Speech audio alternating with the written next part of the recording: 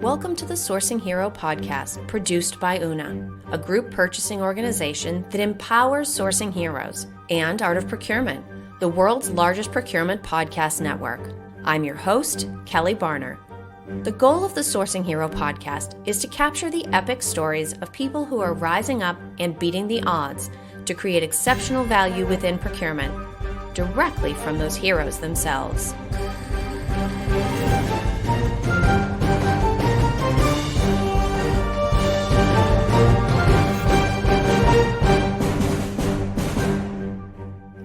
Today, my guest here on the Sourcing Hero podcast is James Meads.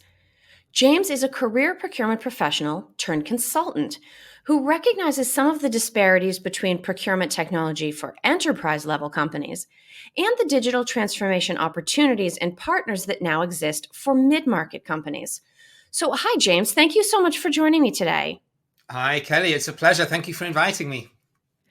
So I've already revealed that you've come to the dark side by going from practitioner to consultant, but can you share a little bit more detail about your background and experience for people that haven't previously met you? Yeah, absolutely. So as you can probably tell from the accent, I'm originally from the UK. Grew up there, went to university there, started my professional career there, and I ended up getting into procurement because, like most people, I didn't really know what I wanted to do when I came out of university, when I finished my studies. And I'm from a blue collar family. My parents didn't really have much sort of career advice in that sense to give me. So when I came back after I did a languages degree. So I spent my third year abroad in Germany, and when I got back, I had to go and find a summer job to pay myself through or help pay myself through the fourth year of my final year of university, and I stumbled upon a position with a local automotive supplier that needed some support in their buying department over the summer because they just won a major new contract with a big OEM, and I didn't know what purchasing was, didn't know what buying was, but I did it just grateful of the fact that I didn't have to go and work night shift in a factory packing boxes or doing something like that. And I really enjoyed it, actually. It was something that was completely new to me. I'd always been pretty good with things like Word and Excel and sort of office technology. So yeah, I quite enjoyed it. And that opened my eyes and thought, well, maybe that's something when I finished that I'd quite like to pursue a career in.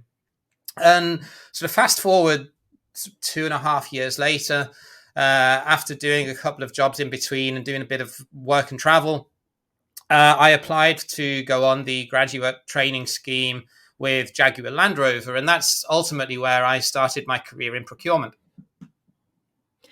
Now, speaking of opening eyes, I believe it was in 2018 that you made the decision to leave the corporate world and strike out on your own. So you were ahead of the trend that's now being referred to as the Great Recession, sort of in the wake of the pandemic, with everybody saying, this is not how I want to spend the rest of my working life. I'm interested in your thoughts about that transition, both in terms of making the decision to sort of take the leap and also what you ultimately learned. Is there anything that you would like to share about that decision or advice that you would offer up to others that are currently considering the same thing? Advice would certainly be make sure that you've got some savings because you never know what's around the corner. That's certainly something that struck me. I mean, I left the corporate world in 2018 and then spent most of 2019 doing a freelance gig part-time for my previous employer while I was trying to build a website that was completely irrelevant to what I'm doing now. Actually, it was another sort of niche that I was going down at the time. But then obviously coming out of that gig, when was it? November 2019, and 3 months later, COVID hit. So, joking aside, I'm very, very grateful that I had some savings to see myself Absolutely. through 2020.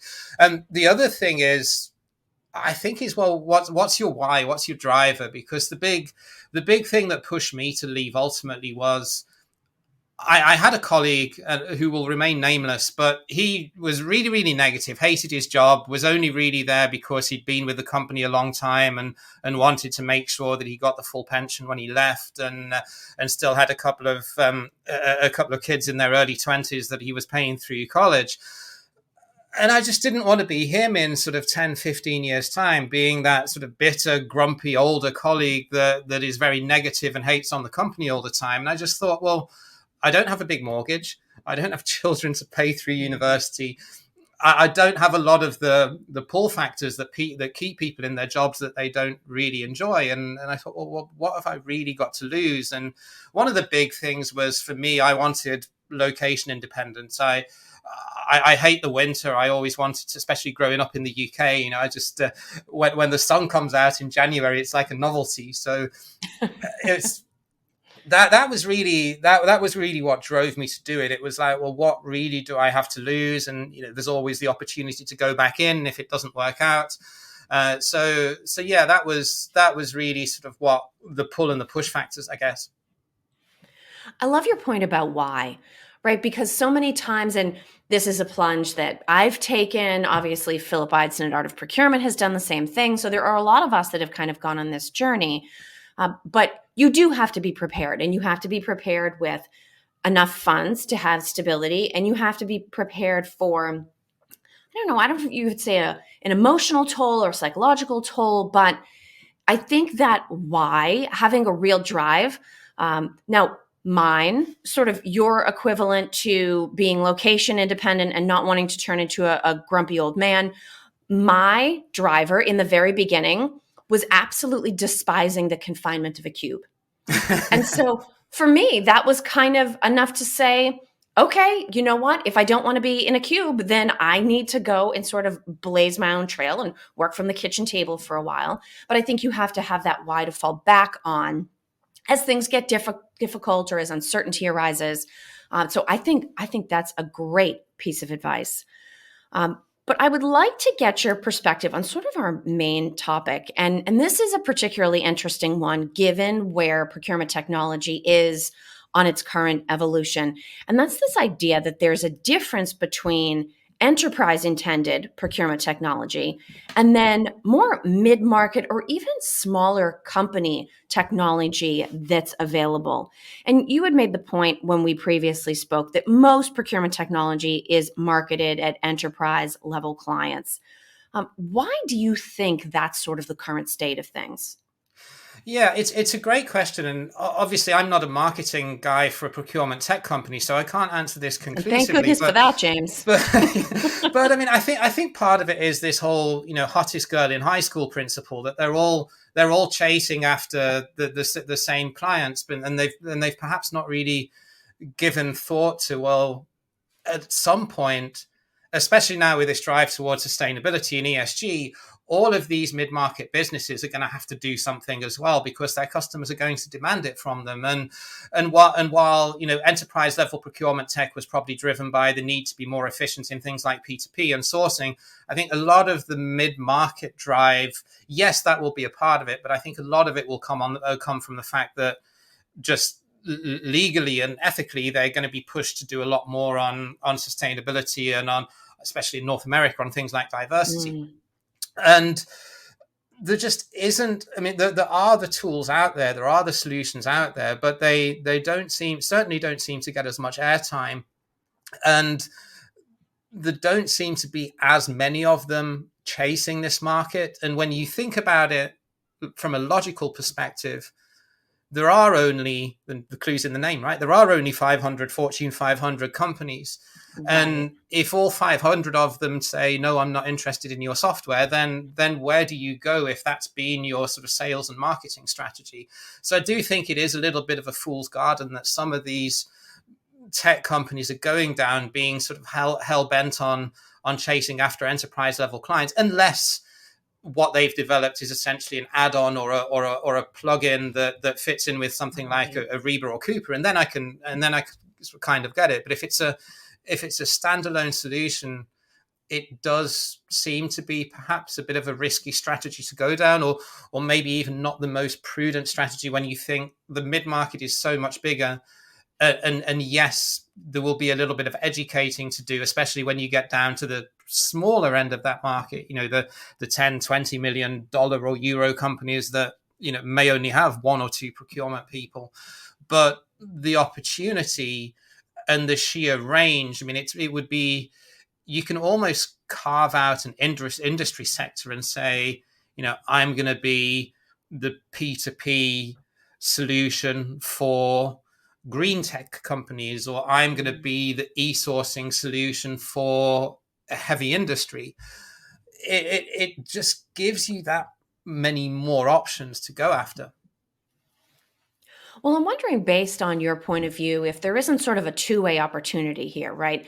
Because mid-sized companies may be looking at these sort of large enterprise intended technology solutions and saying, that doesn't quite fit. But then there's been an explosion in new procurement technology startups, and enough of them have been around for long enough that I don't even know you would necessarily consider them startups anymore. They're truly stable. They have an established brand and reputation and value proposition. Does it sort of work both ways, that these mid-market companies that aren't quite the right fit for enterprise procurement technology, and then some of these newer procurement companies that have been around for a while, is there a match that's not quite being made there because they're just sort of looking past each other? Yeah, I think that is the case. I think some of these new startups that are coming on board are maybe, perhaps definitely going after the wrong market. And if they maybe trim down the features, or even sort of trim down their ambitions in terms of their marketing budget, and just went after getting clients and becoming profitable a little bit earlier, I think that would give them the opportunity then to scale and carve out a niche in the mid-market. And if you look at their price point, a lot of these solutions, they're not charging the same as some of the big enterprise level suites. So if you can get a pretty decent P2P platform or e-sourcing suite, or contract management software for a fairly modest 5-figure sum per year for your mid-market business that's turning over, let's say, 100-200 million dollars or euro, that's a pretty powerful piece of tech in terms of cost versus benefit ratio that you're looking at there. Because even if it just saves the equivalent workload of one head in your team, even if you retain that head and put them on to doing something else, it's a massive payback. This technology, when applied right, will pay back in weeks and months rather than years. And the other thing is, it doesn't take an army of consultants and years worth of planning to be able to implement it as well. Most of these, being best of breed and cloud based, are pretty much plug and play. I mean, some of them do claim, digitize in a day, and I do think that is a little bit spurious. I don't think that's 100% true, but certainly within a couple of weeks you can get these things up and running and effectively working. Whereas if you're implementing a suite, good luck doing that in less than probably a quarter. And that's after you've done the year of planning ahead of that to get all of your ducks in a row and get all of the IT resources necessary to be able to do it. Now, a minute ago, when we were talking about the different sized procurement organizations, you sort of in passing brought up this idea of how many people work on the procurement team. And I'm wondering if there's a factoring of how big is the procurement team versus how big is the company, especially if you're looking at implementing something that's going to significantly change the way the team works. You might be looking at involving sort of a parallel consulting engagement to do some process change, or some restructuring in alignment with implementing the technology so that you get that ROI. How should companies that are in that mid-market space look at the connection between the number of people that are or should be ultimately on the procurement team versus just the size of the company or the size of the overall spend? I would look at it slightly differently, and I would take the typical salary of, let's say a procurement category manager, for argument's sake, and I would take that salary. I would divide it by 225 working days. I'm European. We have 6 weeks holiday here. Sorry, North Americans. And then I would divide it by, let's say, 8 hours a day, and I would work out what is that person's effective hourly rate. Okay, so if you're taking, if and you can do it easily. Take a number, take any number of salary. Let's not argue whether it's gross or net or with social contributions or not. Let's just take a round number and then work out what that person's effective hourly rate is. Now, we all know, you've worked in procurement, Kelly. I know Phil has as well. if the typical category manager is spending 50% of their time doing administrative tasks or repetitive tasks or non-strategic activity, that you could theoretically, hire someone off a freelancer platform in a low-cost country to do that at a fraction of the cost, then I would look at it really of, well, how much more could that procurement person deliver over and above the savings and the value that they're delivering currently to the business if their hands were freed of doing all of this busy work? And there are three ways to do that. You can get rid of it if it's a pointless piece of bureaucracy, like having to get sign off for travel requests. It's a stupid policy. Trust your employees to spend their travel budget. They know when they need to travel somewhere. There's a way that you can delegate it. You can hire more junior level staff, admin assistants, to do a lot of the work that category managers are doing. Sales still have them. Funny that. Or you can automate it through procurement technology. But through whichever of these means, you need to make sure, however big your procurement team is, I think big corporates are the biggest culprits of doing this, of just wasting people's time on activity that could be done by technology or more junior level staff, or is just a process that doesn't need to be there because somebody that needs to keep their job is justifying why it's there. So I would just use that example of how do you best deploy procurement resources. Now, when it comes to these organizations learning from each other, I think it's human nature. We all have a tendency to look at people and organizations that we consider to be very successful. And those people and organizations tend to be bigger, better known, right? Have a larger presence. Is it a mistake for heads of procurement at mid-market companies to look up at the Fortune 500 and say, okay, I want to do everything just like them, versus doing what's best for my situation? Sort of like it's potentially an issue for those same mid-market procurement technology providers to look up at the huge enterprise suites and saying, okay, I want to be where they are someday. And so I'm going to do everything to the best of my ability now, the way they're doing it now, versus doing the best that I can with what I have. Should there be more of an effort, both on the tech side and the practitioner side, for people to connect, in addition to looking up, connect with people that are sort of at the same point in their journey or the same size or maturity of organization? Is there an opportunity there? I think certainly there's a huge advantage for the tech companies, for the procurement software companies, to work with mid-market or smaller businesses if they're still in the phase of honing and developing and adding features to their product, because the policies that those companies have in place, or they may not even have them, around how you engage with working with external suppliers and sharing data, you're not going to have to go through the same legal and internal audit process that big corporations have to go through. So if you're a startup that's at sort of minimum viable product, MVP, and you want to get some case studies and some clients using your software, I would tentatively say you're going to be a lot faster being able to do that by approaching the mid-market, because they're just leaner and more agile in terms of being able to get internal approval to do that and potentially share confidential data. I think do mid-market companies sometimes look up to corporates and sort of look to mirror them in terms of what they're doing? I mean, yeah, I think they do, Kelly, but I think it's a foolish decision to do that, because I truly believe that the new advantage of our generation now is being small. And you can look at that. If I just take an example from geopolitics, if you look at Estonia, the startup nation, it's a nation of, I think, 1.5 million people.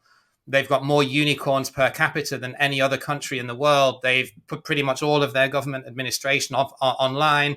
They've simplified their tax system to have like flat taxation and cut their tax code.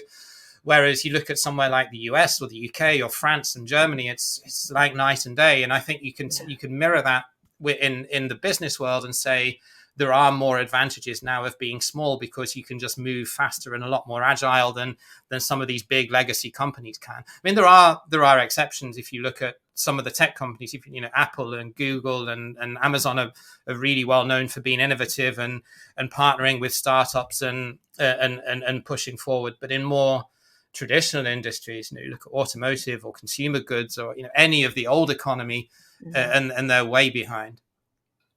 Well, and to your point about agility, I mean, if we want to get a better idea on the advantages of being small and lean and agile, we really don't have to look any further than some of the smaller suppliers that any size corporate is working with, right? Because there are almost cries for help from the supplier population. They're saying, look, you sought me out, you recruited me because I was small and innovative and I could do things quickly and respond to your feedback and we could build a relationship. But then you're making me go through this legal process or these payment delays that are crushing my operation, and yet they can deliver value for us in some ways that much larger companies often can't, right? And so I think your point about Estonia is a great example. And sure, there are companies that have sort of defied the drag of becoming big. One of my favorite business books of all time is The End of Competitive Advantage, by a woman named Rita Gunther McGrath. And she writes about just that, sort of when you get too big to fail is when you become too big to succeed, because you naturally have to build walls and very stiff structures to sort of prop things up. And it becomes very challenging to respond to opportunities or challenges, frankly. So I think that's an excellent point. And I have a feeling people are going to be looking up Estonia to learn a little bit more about that country if they don't already know much about that part of the world. Or that book that you mentioned, Kelly, I'll have to put that on my Audible list, I think. Definitely put that on your list. That is a fantastic read. So as we start to wind down our time, James, I want to ask you the question that I put in front of everybody that joins me here on the Sourcing Hero. And that is, what does the idea of a sourcing hero, or maybe more broadly, what does the notion of heroism mean in a business context from your perspective and based on your experience? I think especially now it's particularly apt. I think the sourcing hero now, or heroism, is embodied by resilience in procurement teams these days, because if you look at all of the supply chain crises that we're having to deal with, there's an increasing deluge of governance that's going to come now around things like diversity and sustainability. And I'm not trying to say it's not important by any stretch of the imagination, but if companies are just recruiting chiefs to put policies in place, but they aren't recruiting any Indians to actually go out and implement them, and expecting all of this additional workload to be dumped onto category managers, then they're going to be fighting on all battlefronts if that's coming their way. So I think resilience and just the ability to keep going, that often they're not recognized for all of the hard work that they do. But I really think that, especially more so now going into the future, that procurement will become increasingly, the backbone of the business when it comes to understanding what's out there in the supply chain. Well, and I think in particular, your point about, I wrote this down, deluge of governance. What a fantastic phrase. I mean, I'm visualizing like a tsunami, right? And you can see where that would be a natural response to saying, oh, we've had so much unpredictability, we need more structures, right? But that's going to drive out any agility that we might have had based on the skills and knowledge and experience of our people, of our partnerships with third parties. And so I have a feeling, James, that you are on point about that. Now, if folks that are listening in would like to reach out and get in touch with you to connect about your opinions or any other work that you're doing, where is the best place to send them? The easiest place to find me and where I'm the most active is LinkedIn. My last name is spelled Meads. And if you reach out to me on LinkedIn and just explain where you came across me, I would be really, really happy to connect. The other thing that we'll be launching, I'm not sure when this goes out, is what I alluded to around procurement technology for mid-market businesses. So I'm also in the process now of developing and will be launching a website that sort of assists with that, which is called procurementsoftware.site, which should be live towards the end of February. Thank you for listening to this episode of the Sourcing Hero podcast. Join us again next time for more true stories of sourcing and business heroism performed by your colleagues and peers. Look for the Sourcing Hero wherever you get your podcasts, and don't forget to subscribe. Finally, don't forget, Sourcing heroism is taking place all around us every day. Keep your eyes open and you're bound to see it. Until next time, I'm your host, Kelly Barner. Stay well and always remember that you can be a hero too.